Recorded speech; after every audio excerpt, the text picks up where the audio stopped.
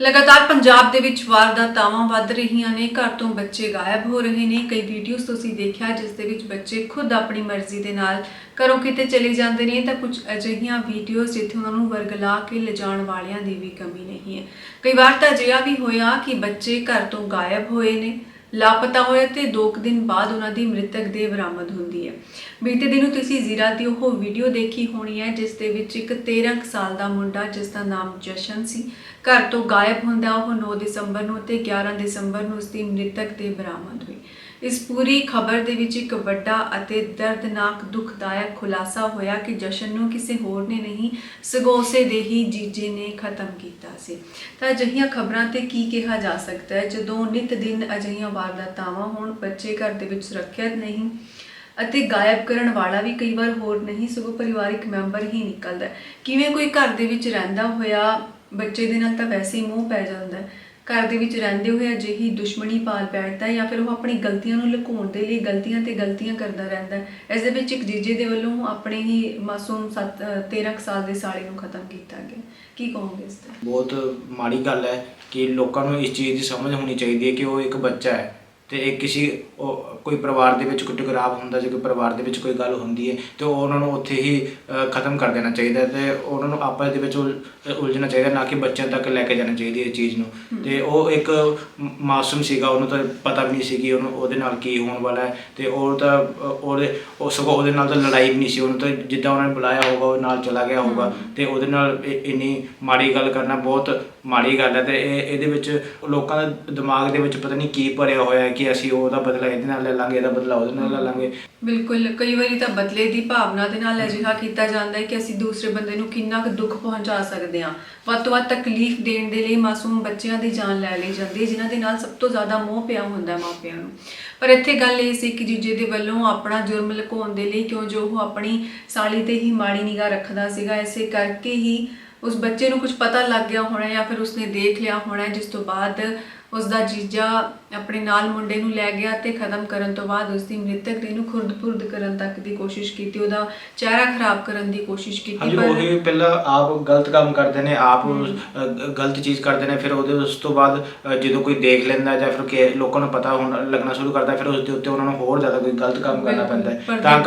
ਤਾਂ ਕਰਕੇ ਲੋਕਾਂ ਨੂੰ ਪਹਿਲਾਂ ਹੀ ਸੋਚਣਾ ਚਾਹੀਦਾ ਹੈ ਕਿ ਅਸੀਂ ਜੋ ਕਰ ਰਹੇ ਹਾਂ ਉਹ ਇੰਨਾ ਗਲਤ ਹੈ। ਜੇ ਕਿਸੇ ਨੇ ਦੇਖ ਵੀ ਲਿਆ ਤਾਂ ਹੋ ਸਕਦਾ ਇਹ ਹੋਰ ਵੀ ਬੜੇ ਰਸਤੇ ਸੀਗੇ ਕਿ ਉਹਨੂੰ ਦੱਸ ਦਿੰਦਾ, ਸਮਝਾ ਦਿੰਦਾ, ਆਪ ਸੁਧਰ ਜਾਂਦਾ, ਆਪ ਉਹਨੂੰ ਕਹਿ ਦਿੰਦਾ ਕਿ ਮੈਂ ਅੱਗੇ ਤੋਂ ਨਹੀਂ ਕਰਦਾ ਜਾਂ ਕੁਛ ਐਵੇਂ ਦਾ। ਤੇ ਬਹੁਤ ਕੁਝ ਹੋਰ ਵੀ ਗੱਲਾਂ ਹੋ ਸਕਦੀਆਂ ਸੀ। ਪਰ ਅੱਜ ਕੱਲ੍ਹ ਲੋਕਾਂ ਦੇ ਦਿਮਾਗ 'ਚ ਪਤਾ ਨਹੀਂ, ਲੋਕਾਂ ਨੂੰ ਇਹ ਵੀ ਪਤਾ ਹੈ ਕਿ ਬਾਅਦ 'ਚ ਪਤਾ ਵੀ ਲੱਗ ਜਾਣਾ ਕਿ ਮੈਂ ਹੀ ਸਾਰਾ ਕੁਛ ਕੀਤਾ ਹੈ, ਲੇਕਿਨ ਫਿਰ ਵੀ ਲੋਕ ਪਤਾ ਨਹੀਂ ਕਿਉਂ ਐਵੇਂ ਕਰਦੇ ਆ, ਮੈਨੂੰ ਤਾਂ ਸਮਝ ਨਹੀਂ ਆਉਂਦੀ। ਤੇ ਕਿਤੇ ਨਾ ਕਿਤੇ ਇਹ ਲੋਕਾਂ ਦਾ ਹੀ ਦਿਮਾਗ ਐਵੇਂ ਦਾ ਹੋਇਆ ਪਿਆ ਹੈ ਕਿ ਇਹਦਾ ਰਸਤਾ ਸਿਰਫ ਇੱਕੋ ਹੀ ਲੱਭਦਾ ਹੈ ਕਿ ਉਹਨੂੰ ਖਤਮ ਕਰ ਦਿਓ ਬਸ। ਹਾਂ, ਜਦੋਂ ਕਿ ਰਸਤਾ ਉਹਨਾਂ ਨੂੰ ਸਿਰਫ ਬਰਬਾਦੀ ਵੱਲ ਲੈ ਕੇ ਜਾਂਦਾ, ਖੁਦ ਉਹਨਾਂ ਦੀ ਜ਼ਿੰਦਗੀਆਂ ਖਰਾਬ ਹੋ ਜਾਂਦੀਆਂ ਨੇ। ਕੁਝ ਪਲਾਂ ਦੇ ਗੁੱਸੇ ਕਰਕੇ ਹੀ ਇਹ ਸਭ ਕੁਝ ਹੁੰਦਾ ਹੈ। ਗੁੱਸੇ ਤੇ ਨਾਰਾਜ਼ਗੀ ਦੇ ਵਿੱਚ ਚੁੱਕਿਆ ਗਿਆ ਉਹ ਕਦਮ ਜਿਸ ਕਰਕੇ ਹੁਣ ਪੂਰਾ ਟੱਬਰ ਸਾਰੀ ਜ਼ਿੰਦਗੀ ਦੇ ਲਈ ਕਿੰਜੋ ਭੁੱਲ ਪਾਏਗਾ ਕਿ 13 ਸਾਲ ਦਾ ਬੱਚਾ ਜਸ਼ਨ ਜਿਹੜਾ ਇੱਥੇ ਖੇਡ ਰਿਹਾ ਸੀ ਹੁਣ ਕਦੇ ਵਾਪਸ ਨਹੀਂ ਆਣਾ। ਮਾਪੇ ਕਿਵੇਂ ਭੁੱਲ ਜਾਣਗੇ, ਉਹ ਭੈਣਾਂ ਕਿਵੇਂ ਭੁੱਲ ਜਾਣਗੀਆਂ ਕਿ ਉਹਨਾਂ ਦਾ ਭਰਾ ਵਾਪਸ ਨਹੀਂ ਆਣਾ ਤੇ ਸਾਡੇ ਹੀ ਜੀਜੇ ਦੇ ਵੱਲੋਂ ਉਸਨੂੰ ਖਤਮ ਕੀਤਾ। ਹਾਂਜੀ, ਈਵਨ ਉਹਦੀ ਜਿਹੜੀ ਘਰ ਵਾਲੀ ਹੈ ਉਹ ਵੀ ਉਹਦੇ ਨਾਲ ਹੀ ਰਹੂਗੀ, ਉਹਨੂੰ ਵੀ ਪਤਾ ਲੱਗ ਹੀ ਜਾਣਾ ਹੈ ਕਿ ਲੱਗ ਹੀ ਗਿਆ ਹੋਊਗਾ ਕਿ ਹੈ ਨਾ ਕਿ ਉਹਨੇ ਸਾਰੀ ਜ਼ਿੰਦਗੀ ਉਹਦੇ ਨਾਲ ਰਹਿਣਾ ਸੀਗਾ ਤੇ ਉਹ ਕਿਤੇ ਨਾ ਕਿਤੇ ਉਹਦੇ ਦਿਮਾਗ ਦੇ ਵਿੱਚ ਇਹ ਚੀਜ਼ ਭਰ ਜਾਊਗੀ ਕਿ ਮੇਰੇ ਭਰਾ ਦੇ ਨਾਲ ਇਹਨੇ ਐਵੇਂ ਕੀਤਾ ਸੀ, ਉਹ ਕਿਵੇਂ ਆਪਣੀ ਜ਼ਿੰਦਗੀ ਕੱਢੂਗੀ ਅੱਗੇ। ਤੇ ਇਹ ਸਾਰੀ ਚੀਜ਼ਾਂ ਨਾ ਲੋਕਾਂ ਨੂੰ ਸੋਚਣੀਆਂ ਚਾਹੀਦੀਆਂ ਤੇ ਲੋਕਾਂ ਨੂੰ ਇਹਦੇ ਨਾ ਪਹਿਲਾਂ ਤਾਂ ਇਹੋ ਜਿਹੇ ਕੰਮ ਹੀ ਨਾ ਕਰੋ ਕਿ ਜਿਹਦੇ ਕਰਕੇ ਤੁਹਾਨੂੰ ਉਹਦੇ ਉੱਤੇ ਪਰਦਾ ਪਾਉਣ ਦੀ ਨੌਬਤ ਆਵੇ, ਹੈ ਨਾ। ਤੇ ਇਹੋ ਜਿਹਾ ਕੋਈ ਕੰਮ ਹੀ ਨਾ ਕਰੋ। ਲੁਧਿਆਣਾ ਤੋਂ ਵੀ ਇੱਕ ਅਜਿਹੀ ਖਬਰ ਸਾਹਮਣੇ ਆਈ ਜਿੱਥੇ ਇੱਕ ਕਲੋਨੀ ਦੇ ਵਿੱਚ ਰਹਿੰਦਾ ਪਰਿਵਾਰ, ਇੱਕ ਪਾਸੇ ਖਬਰ ਦਾ ਪਤਾ ਲੱਗ ਰਿਹਾ, ਫਿਲਹਾਲ ਇਸ ਦੇ ਬਾਰੇ ਪੁਲਿਸ ਦੇ ਵੱਲੋਂ ਪੁਸ਼ਟੀ ਹੋਣੀ ਬਾਕੀ ਹੈ। ਘਰ ਦੇ ਵਿੱਚ ਰਹਿ ਰਹੀ ਸੀ ਇੱਕ ਮਾਂ ਆਪਣੇ 2 ਬੱਚਿਆਂ ਦੇ ਨਾਲ ਤੇ ਬੀਤੇ ਦਿਨ ਉਸਦਾ ਛੋਟਾ ਬੱਚਾ ਘਰ ਤੋਂ ਕਿਤੇ ਜਾਂਦਾ ਹੈ ਤੇ ਉਸਦਾ ਚਾਚਾ ਆ ਕੇ ਦੱਸਦਾ, ਬੱਚੇ ਦਾ ਚਾਚਾ ਪਤਨੀ ਨੂੰ, ਕਿ ਉਹ ਗਿਆ ਹੋਇਆ ਕ੍ਰਿਕਟ ਖੇਡਣ ਗਿਆ ਹੋਇਆ, ਦਿੱਲੀ ਗਿਆ ਹੋਇਆ, ਜਦੋਂ ਕਿ ਉਹ ਲਾਪਤਾ ਸੀ ਅਤੇ ਉਸ ਤੋਂ ਬਾਅਦ ਉਸਨੂੰ ਖਤਮ ਤੱਕ ਕਰ ਦਿੱਤਾ ਗਿਆ ਸੀ। ਇਸ ਘਰ ਦੇ ਵਿੱਚ ਮਾਂ ਆਪਣੇ ਬੱਚਿਆਂ ਦੇ ਨਾਲ ਹੀ ਰਹਿੰਦੀ ਸੀ। ਉਸਦਾ ਪਤੀ ਪਹਿਲਾਂ ਹੀ ਦੁਨੀਆ ਤੋਂ ਜਾ ਚੁੱਕਿਆ, ਪਰ ਜਦੋਂ ਉਹਨੇ ਉੱਪਰ ਜਾ ਕੇ ਡਰਮ ਸਾਫ਼ ਕੀਤਾ, ਡਰਮ ਸਾਫ਼ ਕਰ ਰਹੀ ਸੀ, ਮਿੱਟੀ ਦੇ ਨਾਲ ਭਰਿਆ ਹੋਇਆ ਕਾਫੀ ਵੱਡਾ ਉੱਚਾ ਡਰਮ ਸੀ ਨੀਲੇ ਰੰਗ ਦਾ, ਤਾਂ ਉਸ ਦੇ ਵਿੱਚ ਉਸਨੇ ਆਪਣੇ ਬੱਚੇ ਦੇ ਛੋਟੇ-ਛੋਟੇ ਪੈਰ ਦੇਖੇ। ਤਾਂ ਉਹਨੂੰ ਪਤਾ ਲੱਗਿਆ ਕਿ ਇਹਦੇ ਵਿੱਚ ਉਸਦੇ ਹੀ ਬੱਚੇ ਦੀ ਮ੍ਰਿਤਕ ਦੇਹ ਹੈ। ਔਰ ਇਸੇ ਖਬਰ ਬਾਰੇ ਇਹ ਵੀ ਪਤਾ ਲੱਗਦਾ ਹੈ ਕਿ ਇਸ ਔਰਤ ਨੂੰ ਫੋਨ ਕੀਤਾ ਗਿਆ ਸੀ। ਉਸ ਦੇ ਹੀ ਦਿਓਰ ਨੇ ਫੋਨ ਕਰਕੇ ਕਿਹਾ ਕਿ ਤੇਰਾ ਬੱਚਾ ਕ੍ਰਿਕਟ ਖੇਡਣ ਨਹੀਂ ਗਿਆ, ਸਗੋਂ ਉਹ ਮਰ ਚੁੱਕਿਆ ਤੇ ਉਹਦੀ ਲਾਸ਼ ਉੱਪਰ ਡਰਮ ਦੇ ਵਿੱਚ ਪਈ ਹੈ। ਤੇ ਇੱਥੇ ਕੀ ਕਰਨ ਦੀ ਕੋਸ਼ਿਸ਼ ਕੀਤੀ ਗਈ ਸੀ? ਇੱਕ ਚਾਚੇ ਦੇ ਵੱਲੋਂ ਹੀ ਆਪਣੇ ਮਾਸੂਮ ਭਤੀਜੇ ਨੂੰ ਖਤਮ ਕਰ ਦਿੱਤਾ ਗਿਆ। ਇਸ ਦੇ ਪਿੱਛੇ ਦਾ ਕਾਰਨ ਕੀ ਰਿਹਾ ਹੋਣਾ ਹੈ? ਕਿਉਂਕਿ ਨਾ ਤਾਂ ਇਸ ਘਰ ਦੇ ਵਿੱਚ ਉਸ ਔਰਤ ਦਾ ਪਤੀ ਹੈ, 2 ਮਾਸੂਮ ਬੱਚੇ ਨੇ ਤੇ ਉਹ ਹੈ। ਇਹ ਜ਼ਰੂਰ ਖਬਰ ਦਾ ਪਤਾ ਲੱਗਿਆ ਕਿ ਬੀਤੇ ਦਿਨੀ ਇਹ ਔਰਤ ਲੜਾਈ ਕਰਕੇ ਆਪਣੀ ਭੈਣ ਦੇ ਘਰ ਰਹਿਣ ਚਲੀ ਗਈ ਸੀ। ਚਲੋ ਜੇ ਲੜਾਈਆਂ ਤਾਂ ਹੁੰਦੀਆਂ ਰਹਿੰਦੀਆਂ, ਪਰ ਇਹ ਤਾਂ ਕੋਈ ਗੱਲ ਨਹੀਂ ਬਣੀ ਕਿ ਲੜਾਈ ਕਰਕੇ ਤੁਸੀਂ ਇਹ ਸਾਰਾ ਕੁਝ ਕੀਤਾ ਹੈ, ਕਿਉਂਕਿ ਇੱਕ ਮਾਸੂਮ ਬੱਚਾ, ਉਹਨਾਂ ਤੋਂ ਪਤਾ ਵੀ ਨਹੀਂ ਉਹਦੇ ਘਰ ਕੀ ਹੋ ਰਿਹਾ। ਤੇ ਇਹੋ ਜਿਹੀ ਬਹੁਤ ਜ਼ਿਆਦਾ ਖਬਰਾਂ ਆਉਂਦੀਆਂ, ਅਸੀਂ ਦੇਖਦੇ ਹਾਂ ਰੋਜ਼ ਹੀ ਕੋਈ ਨਾ ਕੋਈ ਖਬਰ ਆ ਰਹੀ ਕਿ ਛੋਟੇ ਬੱਚੇ ਦੇ ਨਾਲ ਇਹ ਹੋ ਗਿਆ, ਉਹਨੂੰ ਕੋਈ ਚੱਕ ਕੇ ਲੈ ਗਿਆ, ਉਹਦੇ ਨਾਲ ਗਲਤ ਕਰਤਾ, ਹੈ ਨਾ। ਹੁਣ ਵੀ ਇਹ ਮੇਰੇ ਹਿਸਾਬ ਨਾਲ ਤਾਂ ਇਹੀ ਹੋ ਸਕਦਾ ਹੈ ਕਿ ਉਹਦੇ ਨਾਲ ਕੁਝ ਗਲਤ ਨਾ ਕੀਤਾ ਹੋਵੇ ਪਹਿਲਾਂ, ਤਾਂ ਕਰਕੇ ਉਹਨੂੰ ਫਿਰ ਮਾਰ ਦਿੱਤਾ ਹੋਵੇ ਬਾਅਦ ਵਿੱਚ, ਜਾਂ ਫਿਰ ਉਹਦਾ ਕੋਈ ਝੂਠ ਹੋਊਗਾ, ਜਾਂ ਫਿਰ ਕੋਈ ਇਹੋ ਜਿਹੀ ਕੋਈ ਗੱਲ ਹੋਏਗੀ ਜਿਹਦੇ ਉੱਤੇ ਉਹਨੂੰ ਪਤਾ ਲੱਗ ਗਿਆ ਹੋਣਾ, ਤਾਂ ਉਹਦੇ ਉੱਤੇ ਪਰਦਾ ਪਾਉਣ ਦੀ ਕੋਸ਼ਿਸ਼ ਕਰ ਰਿਹਾ ਹੋਵੇ। ਤੇ ਜੇ ਇਹੀ ਹੋ ਸਕਦਾ ਕਿ ਸਿਰਫ ਘਰ ਦੇ ਵਿੱਚ ਲੜਾਈ ਹੋਵੇ, ਤਾਂ ਫਿਰ ਤਾਂ ਬਹੁਤ ਮਾੜੀ ਗੱਲ ਹੈ। ਇਹ ਚੀਜ਼ ਜਿਹੜੇ ਬੱਚੇ ਦੇ ਉੱਪਰ ਆਪਣਾ ਗੁੱਸਾ ਕੱਢਣਾ ਇਹ ਤਾਂ ਬਹੁਤ ਜ਼ਿਆਦਾ ਮਾੜੀ ਗੱਲ ਹੈ। ਪਰ ਇਹ ਸਾਰੀਆਂ ਘਟਨਾਵਾਂ ਵੱਧਦੀਆਂ ਜਾ ਰਹੀਆਂ, ਜੋ ਕਿ ਚਿੰਤਾ ਦਾ ਵਿਸ਼ਾ ਮਾਂ-ਬਾਪ ਦੇ ਲਈ ਵੀ ਅਤੇ ਬੱਚਿਆਂ ਦੇ ਲਈ ਵੀ। ਪੰਜਾਬ ਦਾ ਭਵਿੱਖ ਕਿਸ ਪਾਸੇ ਨੂੰ ਜਾ ਰਿਹਾ ਹੈ, ਕੁਝ ਸਮਝ ਨਹੀਂ ਲੱਗ ਰਿਹਾ। ਮਾਂ-ਬਾਪ ਜਿੱਥੇ ਚਿੰਤਾ ਦੇ ਵਿੱਚ, ਉੱਥੇ ਬੱਚਿਆਂ ਦੇ ਲਈ ਵੀ ਇਹ ਇੱਕ ਚਿੰਤਾ ਦੀ ਗੱਲ ਹੈ ਕਿ ਉਹਨਾਂ ਦੇ ਨਾਲ ਕਿਸੇ ਵੀ ਸਮੇਂ ਕੁਝ ਵੀ ਹੋ ਸਕਦਾ ਹੈ, ਜੇਕਰ ਉਹ ਆਪਣੇ ਮਾਂ-ਬਾਪ ਨੂੰ ਆ ਕੇ ਸਾਰੀਆਂ ਗੱਲਾਂ ਨਹੀਂ ਦੱਸਦੇ, ਸੱਚ ਨਹੀਂ ਬੋਲਦੇ। ਤਾਂ ਗੱਲ ਚਾਹੇ ਸਹੀ ਹੋਵੇ ਜਾਂ ਫਿਰ ਗਲਤ ਹੋਵੇ, ਜੇਕਰ ਬੱਚੇ ਆਪਣੀ ਗੱਲ ਕਿਸੇ ਵੀ ਤਰ੍ਹਾਂ ਦੇ ਨਾਲ ਮਾਂ-ਬਾਪ ਨੂੰ ਦੱਸਣਾ ਸ਼ੁਰੂ ਕਰਨਗੇ ਤਾਂ ਉਹ ਸਮਝ ਹੀ ਜਾਣਗੇ, ਕਿਉਂਕਿ ਉਹ ਪਹਿਲਾਂ ਹੀ ਉਸ ਸਾਰੇ ਹਾਲਾਤਾਂ ਚੋਂ, ਉਸ ਉਮਰ ਚੋਂ, ਉਸ ਗੱਲਾਂ ਚੋਂ ਲੰਘ ਕੇ ਆ ਚੁੱਕੇ ਨੇ। ਬਸ ਜ਼ਰੂਰਤ ਇਹ ਹੈ ਕਿ ਮਾਂ-ਬਾਪ ਆਪਣੇ ਬੱਚਿਆਂ ਨੂੰ ਵੀ ਸਮਾਂ ਦੇਣ, ਉਹਨਾਂ ਦੇ ਕੋਲ ਬੈਠਣ, ਸੁਣਨ, ਇੱਕ ਵਾਰ ਨਹੀਂ 2-2 ਵਾਰ ਉਹਨਾਂ ਨੂੰ ਪੁੱਛਣ ਕਿ ਗੱਲ ਇਹੀ ਸੀ, ਠੀਕ ਹੈ, ਅੱਗੇ ਤੋਂ ਸਭ ਕੁਝ ਹੋਰ ਵਧੀਆ ਹੋਵੇਗਾ। ਇਹਦੇ ਨਾਲ ਹੀ ਇੱਕ ਹੋਰ ਖਬਰ ਮੁਕਤਸਰ ਸਾਹਿਬ ਤੋਂ ਆਈ, ਜਿੱਥੇ ਕੋਟ ਭਾਈ ਤੋਂ ਹੀ, ਜਿੱਥੇ 20 ਸਾਲ ਦਾ ਇੱਕ ਨੌਜਵਾਨ ਮੁੰਡਾ ਸੀ, ਹਰਮਨ ਨਾਮ ਦਾ, ਉਸਨੂੰ ਅਗਵਾ ਕੀਤਾ ਗਿਆ ਸੀ। ਅਗਵਾਕਾਰਾਂ ਦੇ ਵੱਲੋਂ ਇਹਨਾਂ ਦੇ ਘਰ ਚਿੱਠੀਆਂ ਤੱਕ ਸੁੱਟੀਆਂ ਗਈਆਂ, ਜਿਸ ਦੇ ਵਿੱਚ ਕਿਹਾ ਗਿਆ ਕਿ ਸਾਨੂੰ ਲੱਖਾਂ ਹੀ ਰੁਪਏ ਦੇ ਦੇਵੋ, ਜੇਕਰ ਨਹੀਂ ਦੇਵੋਗੇ ਤਾਂ ਤੁਹਾਡੇ ਮੁੰਡੇ ਦੇ ਲਈ ਜ਼ਿੰਮੇਵਾਰ ਤੁਸੀਂ ਹੋਵੋਗੇ। ਇਸੇ ਗੱਲ ਤੋਂ ਡਰਦਾ ਹੋਇਆ ਪਰਿਵਾਰ ਪੁਲਿਸ ਦੇ ਕੋਲ ਵੀ ਪਹੁੰਚਿਆ। 25 ਨਵੰਬਰ ਤੋਂ ਮੁੰਡਾ ਗਾਇਬ ਸੀ, 20 ਸਾਲ ਇਸ ਦੀ ਉਮਰ ਸੀ ਤੇ ਹੁਣ ਉਸ ਦੀ ਮ੍ਰਿਤਕ ਦੇ ਖੇਤਾਂ ਦੇ ਵਿੱਚੋਂ ਦੱਬੀ ਹੋਈ ਮਿਲੀ ਹੈ। ਲੰਬੀ ਦੇ ਪਿੰਡ ਦੇ ਨੇੜਿਓਂ ਇਹ ਮ੍ਰਿਤਕ ਦੀ ਬਰਾਮਦ ਹੋਈ ਹੈ। ਪਰ ਫਿਰ ਇੱਕ ਵਾਰੀ ਉਹੀ ਸਵਾਲ ਕਿ ਕਿਉਂ ਆਖਿਰਕਾਰ ਇੱਥੇ ਸਿਰਫ ਪੈਸਿਆਂ ਦੇ ਲਈ ਕਿਸੇ ਦੀ ਜਾਨ ਲਈ ਗਈ। ਹਾਂਜੀ, ਇਹ ਬਹੁਤ ਮਾੜੀ ਗੱਲ ਹੈ। ਔਰ ਇਹਦੇ ਵਿੱਚ ਇਹ ਵੀ ਸੀਗਾ ਕਿ ਇਹ ਪਹਿਲੀ ਵਾਰੀ ਨਹੀਂ ਕੀਤਾ। ਇਹ ਜਿਹੜੇ ਵਾਰ-ਵਾਰ ਫੋਨ ਕਰਦੇ ਸੀ, ਜਿਹੜੇ ਵਾਰ-ਵਾਰ ਪੈਸੇ ਮੰਗਦੇ ਸੀ ਫੋਨ ਕਰਕੇ, ਉਹਨਾਂ ਨੇ ਪਹਿਲਾਂ ਵੀ ਕੋਈ ਐਵੇਂ ਕੀਤੀਆਂ ਵਾਰਦਾਤਾਂ ਨੂੰ ਕਈਆਂ ਨੂੰ ਅੰਜਾਮ ਦਿੱਤਾ, ਸਿਰਫ ਪੈਸੇ ਦੇ ਲਈ। ਇਹਦੇ ਪਿੱਛੇ ਦਾ ਕਾਰਨ ਕੁਝ ਲੋਕ ਇਹ ਵੀ ਮੰਨਦੇ ਨੇ, ਮੈਂ ਕਈ ਵਾਰ ਕਮੈਂਟਾਂ ਦੇ ਵਿੱਚ ਦੇਖਿਆ ਕਿ ਲੋਕ ਕਹਿੰਦੇ ਨੇ ਕਿ ਇੱਥੇ ਬਹੁਤ ਜ਼ਿਆਦਾ ਮਾਈਗ੍ਰੈਂਟਸ ਆ ਗਏ, ਬਾਹਰੋਂ ਆ ਕੇ ਲੋਕ ਰਹਿਣ ਲੱਗ ਗਏ। ਮੰਨ ਲਓ ਬਿਹਾਰ, ਯੂਪੀ ਤੋਂ ਆ ਕੇ ਇੱਥੇ ਮਜ਼ਦੂਰ ਰਹਿਣ ਲੱਗ ਪਏ ਨੇ। ਪਹਿਲਾਂ ਸਿਰਫ ਉਹ ਇੱਥੇ ਕੰਮ ਕਰਨ ਲਈ ਆਉਂਦੇ ਸੀ, ਹੁਣ ਉਹਨਾਂ ਨੇ ਇੱਥੇ ਕਿਰਾਏ ਤੇ ਘਰ ਲੈ ਲਏ ਨੇ, ਆਪਣੇ ਸਾਰੇ ਦਾ ਸਾਰਾ ਪਰਿਵਾਰ ਲੈ ਕੇ ਆ ਗਏ। ਤੇ ਇਸੇ ਕਰਕੇ ਪੰਜਾਬ ਦੇ ਵਿੱਚ ਜਿਹੜੀਆਂ ਵਾਰਦਾਤਾਵਾਂ ਵਧੀਆਂ ਨੇ, ਉਹ ਇਸ ਕਰਕੇ ਕਿਉਂਕਿ ਇਹ ਇੱਥੇ ਆ ਗਏ। ਇਹ ਵਾਰਦਾਤਾਵਾਂ ਜ਼ਰੂਰ ਪੰਜਾਬ ਦੇ ਵਿੱਚ ਹੋ ਰਹੀਆਂ ਨੇ, ਪਰ ਲੋਕਾਂ ਦਾ ਕਹਿਣਾ ਕਿ ਪੰਜਾਬ ਦਾ ਨਾਮ ਇਹਨਾਂ ਦੇ ਕਰਕੇ ਖਰਾਬ ਹੋ ਰਿਹਾ, ਜਿਹੜੇ ਬਿਹਾਰ ਤੋਂ ਆਏ ਬਿਹਾਰੀ ਨੇ। ਨਹੀਂ, ਇੱਦਾਂ ਦੀ ਕੋਈ ਗੱਲ ਨਹੀਂ ਹੈ, ਠੀਕ ਹੈ। ਉਹ ਵੀ ਇੱਕ ਤਰ੍ਹਾਂ ਦੇ ਇਨਸਾਨ ਹੀ ਹੈ, ਤੇ ਉਹ ਮੈਨੂੰ ਨਹੀਂ ਲੱਗਦਾ ਕਿ ਉਹਨਾਂ ਕਰਕੇ ਹੀ ਐਵੇਂ ਹੋ ਸਕਦਾ ਹੈ ਕਿ ਉਹ ਥੋੜੀ ਮਾਤਰਾ ਉਹਨਾਂ ਦੀ ਜ਼ਿਆਦਾ ਹੋਵੇ, ਉਹ ਥੋੜੇ ਜ਼ਿਆਦਾ ਇੱਥੇ ਕਰਨ। ਕਿਉਂਕਿ ਜੇ ਹੁਣ ਲੋਕ ਇੱਧਰ ਦੇ ਉੱਧਰ ਦੇ ਇੱਧਰ ਆਉਣਗੇ ਤਾਂ ਉਹਨਾਂ ਦੇ ਨਾਲ ਉਹਨਾਂ ਦੀ ਗੱਲਾਂ ਵੀ ਆਉਣਗੀਆਂ, ਉਹਨਾਂ ਦੇ ਨਾਲ ਕੰਮ ਵੀ ਆਉਣਗੇ, ਠੀਕ ਹੈ। ਤਾਂ ਕਰਕੇ ਉਹ ਹੋ ਸਕਦਾ ਕਿ ਜੇ ਹੁਣ ਪੰਜਾਬ ਦੇ ਵਿੱਚ ਰਹਿ ਰਹੇ ਨੇ, ਜੇ ਕੋਈ ਇੱਥੇ ਨਹੀਂ ਕਰ ਰਹੇ ਉੱਥੇ ਕਰ ਰਹੇ, ਲੇਕਿਨ ਕਰ ਤਾਂ ਰਹੇ ਨੇ ਨਾ। ਜੇ ਇਹੀ ਚੀਜ਼ ਉੱਥੇ ਹੋਈ ਹੁੰਦੀ ਹੈ, ਉੱਥੇ ਵੀ ਤਾਂ ਲੋਕ ਹੀ ਰਹਿ ਰਹੇ ਨੇ, ਉੱਥੇ ਵੀ ਇਹ ਗੱਲਾਂ ਹੋ ਰਹੀਆਂ ਹੁੰਦੀਆਂ।